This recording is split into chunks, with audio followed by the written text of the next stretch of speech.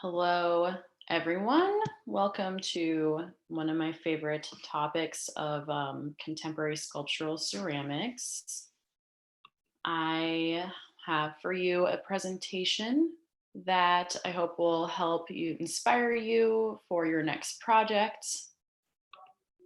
Um, so, the next project you are going to make is going to be inspired from this idea and concept of trompe l'oeil. It's a French word, so I'm not really saying it the best. Trompe l'oeil or trompe l'oeil, I think is how you're supposed to say it. And trompe l'oeil pretty much has been used in art history when artists have tried to replicate something real, and it's really creating an illusion with your craft and your knowledge of your craft to create something hyper realistic.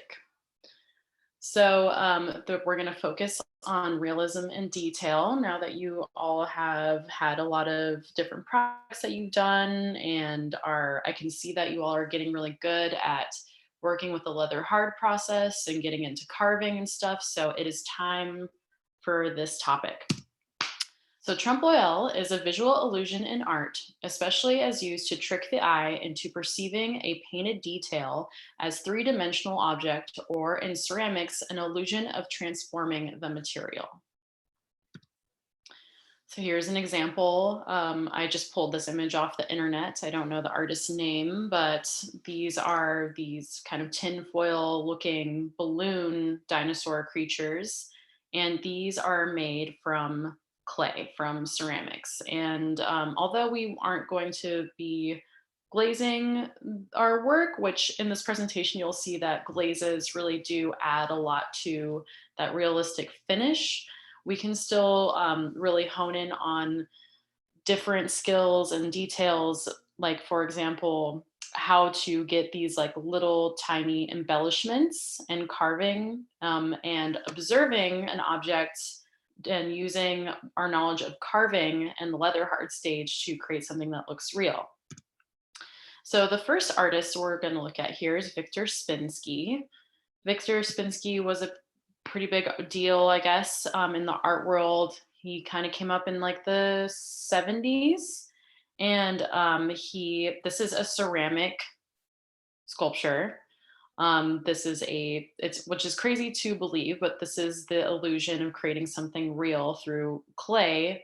And he uses a lot of decals and China paint. And China paint is as you probably have remember China ware that has that kind of glossier sheen to it. So China paint is usually it's applied onto work to have this glossy effect.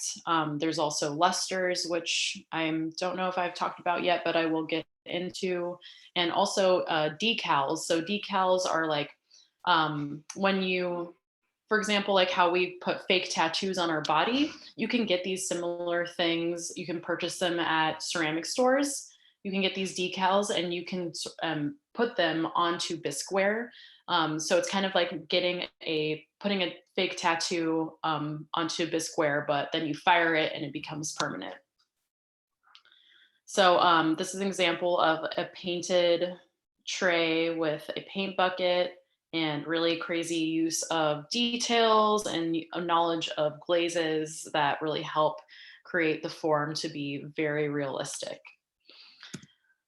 This is another piece that Victor Spinsky did titled, well, it's untitled, but it's referred to as a trash can with apples and broken pottery, made in New York. And it is painted and glazed earthenware. It's kind of big. It's the size of not a big trash can, but one of those smaller pails. And he uses metallic lusters and decals, and also you can kind of see like hints of creating using his knowledge of like the pottery wheel, creating mugs, glazing them to finish desire, and then breaking them up and creating them, putting them in this trash can. And his work is so real that there's all these really like great stories, and I'll share the website that I found with all these really funny these stories about where his artwork sort of ends up. It doesn't His artwork is so realistic that it doesn't always end up just in galleries. There's all these really funny stories where he sold, for example, like he sold a this is a realistic looking ceramic box that he made that he glazed, and he sold this piece to some guy, and some guy's the janitor or something came into the office that the guy worked at where this ceramic box that is a fine piece of art was sitting, and the person threw it away not knowing that it wasn't just a box. It was a ceramic piece of art that was a Trump loyal style box, and so he has to like run around digging up his artwork in the trash because people didn't like know that it wasn't trash. Like that's how strong his craftsmanship is, and how much he pushes illusion. And there's another really funny story where I guess he was working at a college, and there were like mugs in the college cafeteria, and he got these decals of lipstick prints, and he took the mugs from the cafeteria and he put the decals of lipstick prints from the lips onto the mugs and like permanently put it there so that he would just like mess with people. So I mean, which is kind of like the fun of his work, is that it can live beyond just in this art context, but it can like actually live in this sense where the art creates these really funny backstories, which I always find really interesting. Another artist is Christopher David White, and there's some examples here of some ceramic works that are carved so to such great detail that it creates this illusion that they are actual hands that are carved from wood as opposed to hands that are carved from clay. I'm also like this image because I think about how the artist constructed this sculpture. So I'm thinking that maybe this hand was made, and then this hand was made, and that this little like staircase addition here, right here, um, is constructed, and then maybe the two pieces are just pushed together. So I don't think that these are actually connected, because this would be a really great breaking point. So the artist is not only like really good at understanding illusionism, but has this really simple problem solving,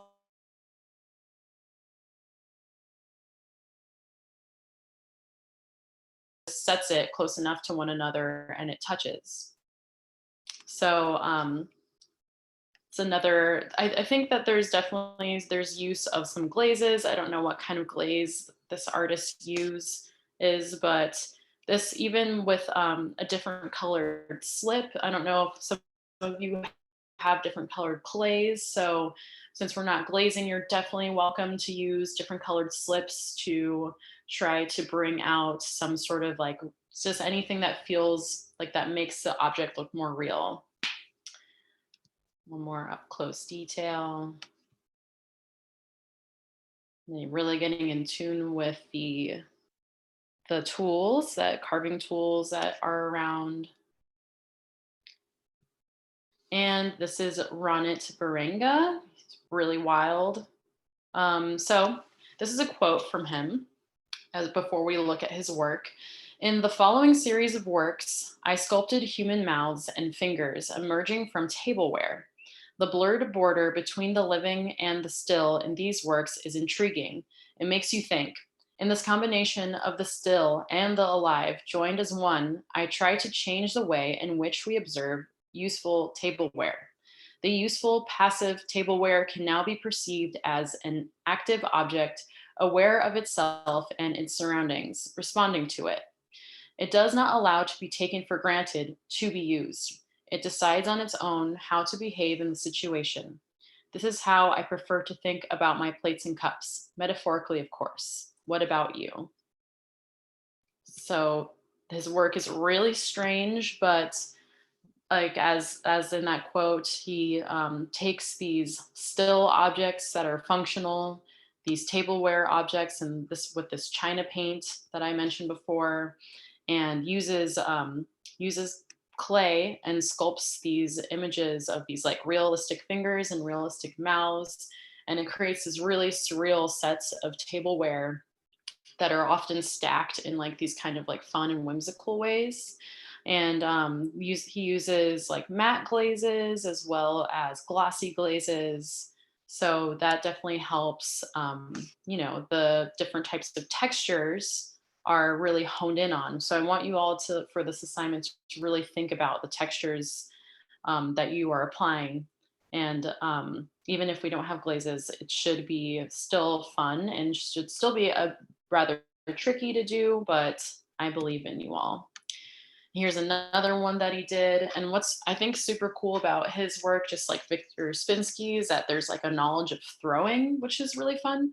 And they're not functional, but they still talk about that sort of functionality, throwing little teacups and creating um, this tea set and then adding into it with these sculptural, artistic, illusionistic trompe l'oeil style fingers that are pressing into the what is this like a milk pourer whatever. I don't drink tea like to that elaborate extent, but like using pushing in that this little vessel here with that fully rendered thumb is very, very clever.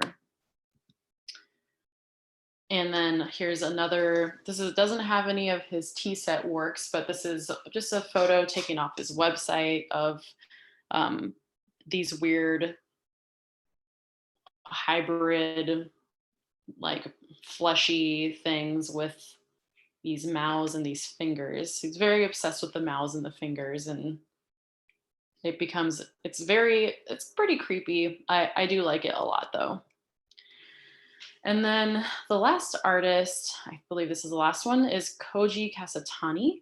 And I really love that how surreal this work also feels. It's not quite like Victor Spinsky, where it's not rendered to a fully realistic banana, but he's abstracting the shape and putting his own design into the banana and pulling it, and then still really focusing on detail, like this kind of banana peel texture, as opposed to like the smooth outside part versus like the mealy inside part, and paying a lot of attention to that. And even just like these little divots and stuff here are really great. And so like one thing, I did publish a page on burnishing. So if like you're looking for a smoother surface, you can try burnishing your work.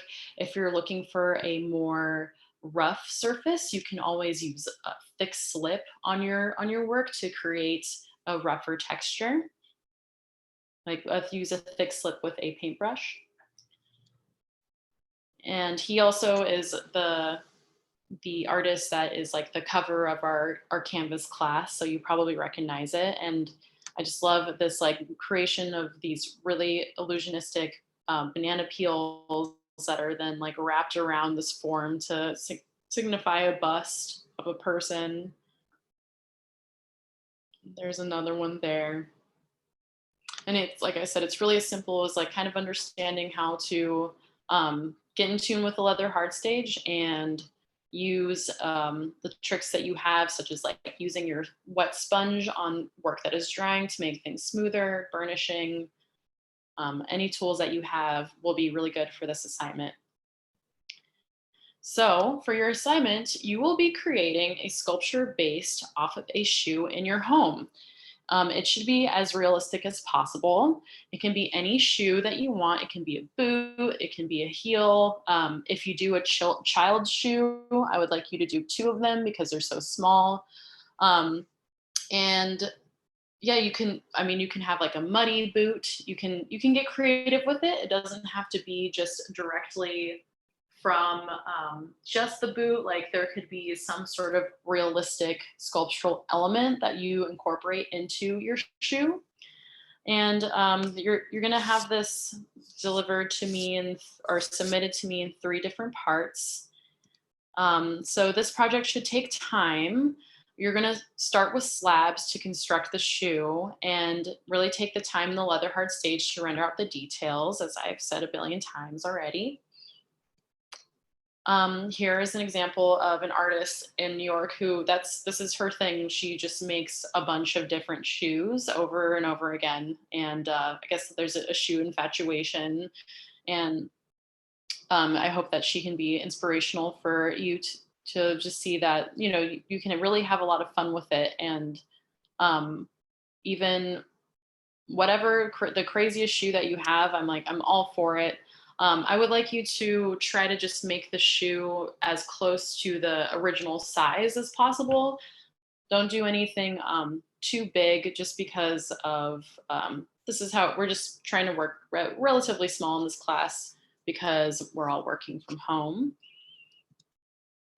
And so I'm going to have you submit this in 3 parts. And the first part is going to be submitted in a maquette. A maquette is a smaller, tiny version of something bigger that you'd like to create. So as you can see, like these are really small, and the artist Didi Rojas is being funny in this photo, obviously, and using her fingers to show like how the process of going from a maquette to like this is her actual foot being able to fit inside the shoe. This next one is really funny too. I think so. She made these mug Ugg boots, a maquette of these Ugg boots, and then just pose next to. I think that these are just real Ugg boots. I don't think those are ceramic Ugg boots.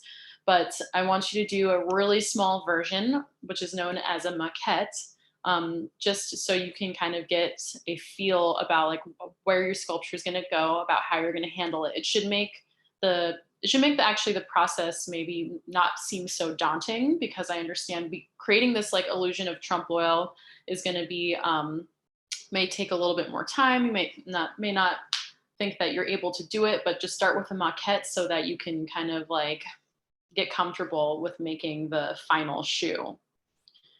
And then here's the last image of her surrounded by a whole bunch of her ceramic shoes. So yeah, choose a shoe in your home. If you feel super courageous, you can pull a shoe offline. I'll even allow you to do that. Just try to make sure that the dimensions would fit your foot, or is slightly to a human size foot. So that is that. And yeah, take your time, and I hope that you enjoy.